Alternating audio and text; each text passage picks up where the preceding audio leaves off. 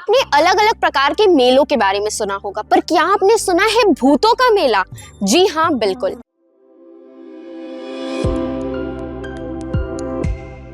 मध्य प्रदेश के मलाजपुर में लगता है भूतों का मेला, जो माघ पूर्णिमा से लगता है और 1 महीने तक चलता है। और कहा जाता है इस मेले के दौरान जब भी कोई अपनी मान्यता मांगता है वो पूरी होती है। लेकिन इसके अलावा सबसे विशेष बात यहाँ की ये है कि जिन पर भी बुरा साया होता है वो लोग यहाँ पर आते हैं और मान्यता है कि यहाँ से वो ठीक होकर ही वापस जाते हैं। इसके अलावा जो लोग भी मनोकामना मांगते हैं और उनकी अगर मनोकामना पूरी होती है तो उनको तुला दान करना होता है, यानी जितने भी वजन के वो है उतना ही फल दान कर सकते हैं, गुड़ दान कर सकते हैं, मिठाइयाँ, जिसकी जो इच्छा।